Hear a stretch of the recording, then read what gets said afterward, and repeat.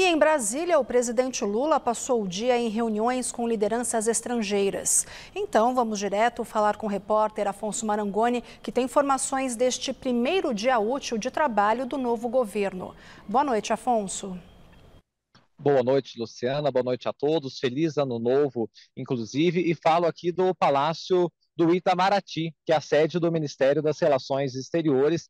É aqui que o presidente Lula está cumprindo também uma intensa agenda neste seu primeiro dia de trabalho efetivo. Ele começou a se encontrar, ter encontros bilaterais com autoridades estrangeiras, isso já bem de manhã, por volta das 9h30. E Lula segue até agora em encontros bilaterais nessa intensa agenda.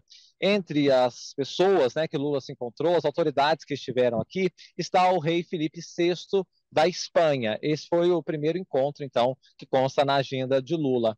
Além disso, o presidente da República se encontrou com Luiz Arce, presidente da Bolívia. E isso foi uma constante aqui. Muitos presidentes de países vizinhos, latino-americanos, estiveram, então, com Lula neste primeiro dia. Como é o caso do presidente da Argentina, Alberto Fernandes, com quem Lula nutre muita amizade, e isso já foi expressado em vários momentos. Fernandes, que esteve na posse e agora se encontrou aí com Lula.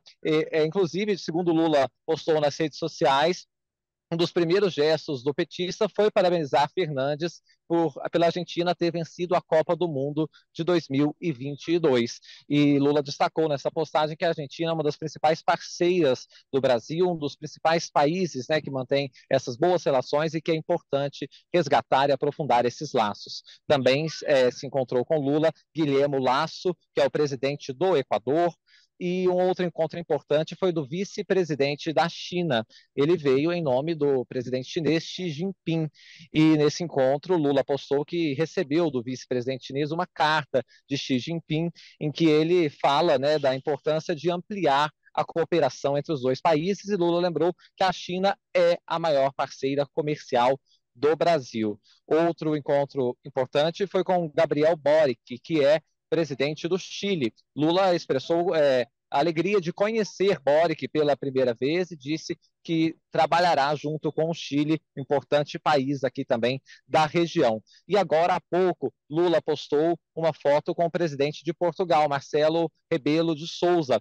Marcelo Rebelo, que também participou da posse, se encontrou com Lula e conversaram sobre a importância da cooperação entre os dois países. Lula ainda segue aqui no Palácio do Itamaraty, sede do Ministério das Relações Exteriores, e tem encontro com outros líderes estrangeiros. Não há expectativa de que Lula encerre por agora, ele vai cumprir, portanto, esse dia intenso de reuniões aqui no Ministério. E no dia de ontem foi o 1º de janeiro, data que Lula tomou posse na presidência da República pela terceira vez. Eu acompanhei pela TV Gazeta todos os desdobramentos desta importante data, desde quando o carro oficial fez seu desfile e depois também todos os desdobramentos lá no Palácio do Planalto. Vamos agora, então, acompanhar como foi esse dia 1º de janeiro. Seguindo a tradição, a Catedral Metropolitana de Brasília foi o ponto de partida da solenidade de posse. Às 2h30 da tarde, Lula e o vice-presidente Geraldo Alckmin desfilaram em carro aberto pela esplanada dos ministérios. Eles estavam acompanhados de suas esposas, Janja Silva e Lu Alckmin. Depois de um curto trajeto, o Rolls-Royce presidencial chegou até a rampa do Congresso Nacional. Lá eles foram recebidos pelos presidentes do Congresso e do Senado, Rodrigo Pacheco, do PSD, e da Câmara, Arthur Lira, do Progressistas. No Salão Negro se juntaram a eles outras autoridades, como a presidente do Supremo Tribunal Federal, Rosa Weber. No plenário da Câmara, que estava lotado, Lula e Alckmin assinaram o termo de posse e fizeram o juramento à Constituição. Ao discursar, o petista disse que a mensagem de seu novo governo ao Brasil é de esperança e reconstrução e prometeu combater desigualdades. É inadmissível que as mulheres recebam menos que os homens realizando a mesma função, que não sejam reconhecidas em um mundo político machista, que sejam assediadas impunemente nas ruas e no trabalho, que sejam vítimas de violência dentro e fora de casa. Estamos refundando também o Ministério das Mulheres para demolir esse castelo secular de desigualdade e preconceito. Na saída do Congresso, o então recém-empossado presidente da República recebeu as honras militares e passou em revista às tropas. Depois da continência dos militares, Lula seguiu para o Palácio do Planalto e subiu a rampa acompanhado de representantes da sociedade. Entre eles estavam o cacique Raoni, reconhecido internacionalmente por sua luta em defesa da floresta, e um influencer que tem paralisia cerebral e luta contra o capacitismo. Também participaram do ato um menino negro, um professor, um metalúrgico, uma catadora e 2 apoiadores da vigília Lula Livre. A cachorra Resistência, que foi adotada por Lula e Janja depois de ficar na sede da Polícia Federal no Paraná, quando o petista esteve preso, acompanhou o grupo.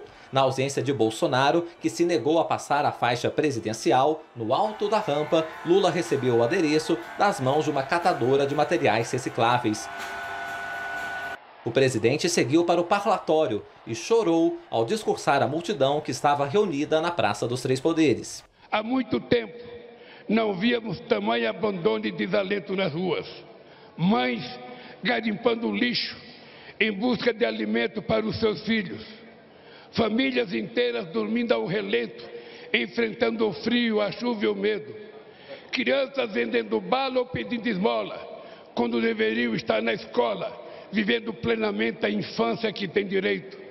Trabalhadores e trabalhadoras desempregados, exibindo nos semáforos cartazes de papelão com a frase que nos envergonha a todos: por favor, me ajuda.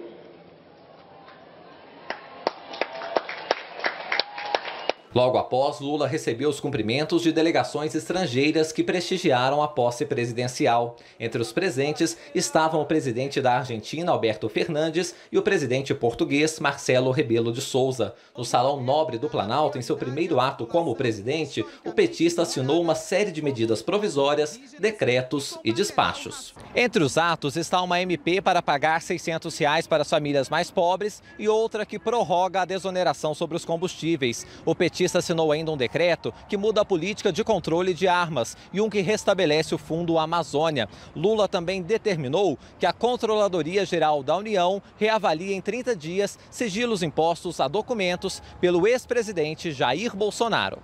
Depois, o petista deu posse aos seus 37 ministros. Lula, Alckmin, Janja e Lu ainda foram ao Palácio do Itamaraty em um jantar oferecido aos representantes estrangeiros. Encerrando o dia, eles compareceram ao chamado Festival do Futuro, que reuniu vários artistas que se apresentaram na esplanada em comemoração à vitória do petista. No palco, Lula ainda fez um último discurso agradecendo aos apoiadores. Obrigado por vocês existirem. Obrigado por vocês fazerem o que vocês fizeram. E vários veículos da imprensa internacional repercutiram a posse de Lula. O jornal francês Le Monde destacou o terceiro mandato e o discurso otimista de Lula com planos de reconstrução.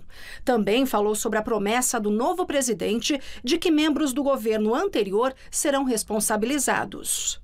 O inglês The Guardian escreveu que Luiz Inácio Lula da Silva prometeu tirar o Brasil da era de devastação, barbárie e ódio de Jair Bolsonaro, depois de ser empossado como o novo presidente da maior democracia da América Latina.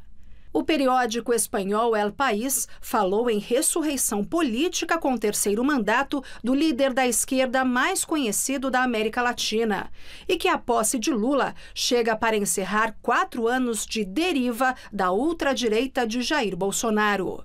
Já o argentino Clarín apontou que Lula retorna ao poder pela terceira vez com duras críticas ao antecessor, cuja política definiu como barbárie. O jornal diz que Lula vai comandar um Brasil fortemente polarizado. Já os americanos The New York Times e The Washington Post destacaram o fato de Jair Bolsonaro ter viajado para a Flórida e não comparecer à cerimônia de posse. E o Deutsche Welle ressaltou a presença do presidente alemão Frank-Walter Steinmeier na cerimônia de posse e os planos de parceria com o Brasil, como a reativação do Fundo Amazônia.